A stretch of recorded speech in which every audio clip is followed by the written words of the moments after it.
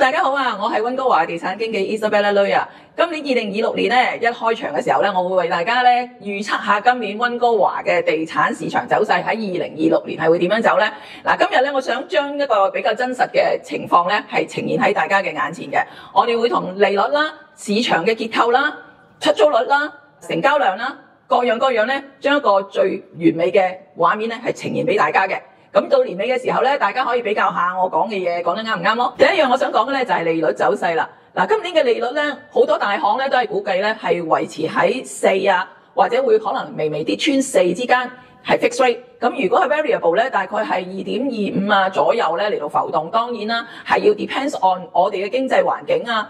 但係會唔會係回到 Covid 嘅時候大概厘幾啊2厘咧咁啊？即係呢個咧就根本冇乜可能啦。咁呢個利率組合意味住啲乜嘢咧？就好多買家咧可以覺得呢條數計得掂啦，可以入市啦。咁至於個價格會唔會瘋狂咧？就唔會咯。第二部分咧就係成交量 versus 個樓價啦。2026年咧我哋 forecast 咧個成交量咧係會上升嘅，但係樓價咧就會微微下跌啦。原因好簡單，因為咧嗰個價錢咧就已經低咗啦。買家已經開始結束觀望啦，盤多咗啦。咁其實咧原因好簡單嘅啫，因為價格回落咗啦，咁好多買家開始入市啦。第二咧就係市場上亦都好多盤喺度出緊嚟。第三樣咧就係銀行咧審批咧都係依然嚴謹嘅，所以成交量咧就係會上升，但係會唔會有人追價咧就唔會噶啦。第三部分咧就係嗰個 benchmark price 咧係會下跌嘅。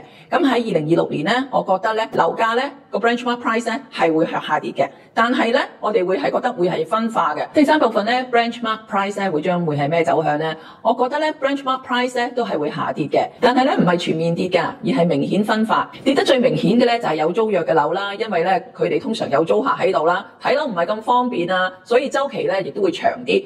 咁同埋有時住得比較殘啲嘅時候咧，咁啲買家咧就會壓價㗎啦。咁第二方面咧就係一啲比較面積細嘅 condo 啊，因為而家通常係用家出手啊嘛，咁所以一啲投資者啊嗰啲樓咧，通常一啲細面積嘅 condo 咧，亦都會比較落得快啦個價錢，因為咧佢哋嘅租金回報亦都冇以前咁好啦，同埋用家多數係買2房啊或者1房1廳啊咁樣，所以啲譬如細啲嘅面積嘅樓咧，通常400幾尺嗰啲咧就價錢咧通常會受壓啦。第四部分咧就係個租金市場咧，我覺得咧依然係會受壓嘅，好多人都忽略租金，其實租金係好重要㗎。喺2026年嘅時候咧，因為移民減少啊，同埋海外留學生亦都比較減少咗啦，所以咧租務咧係會依然受壓嘅。同埋咧 CMHC 咧亦都開咗好多新 program 啦，例如免1個月租金啊，或者係俾好多優惠啊 ，Strata fee 啊，可以免幾個月啊咁嘅優惠啦。所以咧我哋租金市場咧就受到呢啲嘅因素，所以受到壓迫。所以2026年嘅租金咧依然係會有下調嘅趨勢嘅。第五部分咧，我哋覺得咧呢個 pre-construction 咧喺2026年咧條路好難行啊。因為而家發展商咧，其實佢哋價錢又唔能夠減喎，因為佢 construction cost 咧係好高噶嘛。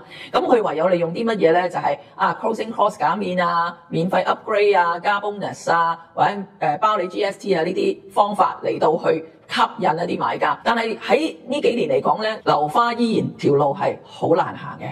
但係有樣嘢注意喎，呢幾年咧係唔會有新 project 開噶啦。咁如果冇新 project 嘅開嘅話咧，意味住過多幾年咧，可能樓宇供應又會緊張㗎啦。第六部分咧，我覺得 first home buyer 咧會更加主動、更加進取嘅。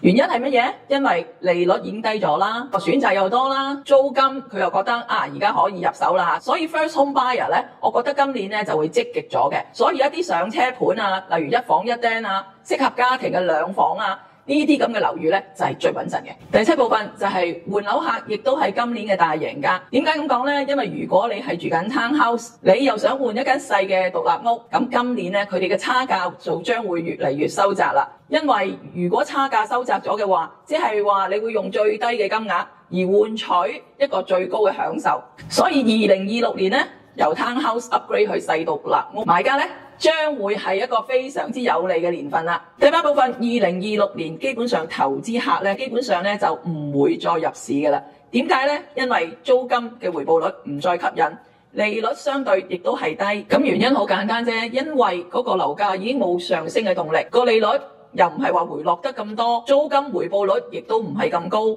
所以基本上咧，投資客咧就係會退潮㗎啦。除非有啲 multi-family 咧，獨立屋咧係有多套房間可以出租啦，咁呢啲就比較吸引啲。否則咧，一般嘅 condo 嘅投資客咧應該係會退潮㗎啦。第9部分就係政府嘅政策啦。嗱，政府嘅政策其實好緊要㗎。喺2026年我哋咁低迷嘅情況底下，究竟政府會唔會出一啲策略，仿效澳洲咁，早啲俾海外買家能夠翻嚟買樓呢？會唔會有啲政策優惠可以出台，可以有利啲買家嘅呢？咁如果係咁嘅情況嘅話，如果2026年冇政策嘅配合，市場只會慢行。如果2026年尾段有好嘅消息嘅話，信心自然會翻嚟啦。總結嚟講，2026年唔係一個大牛市，但係2026年係一個揀得好可以入市嘅一個年份。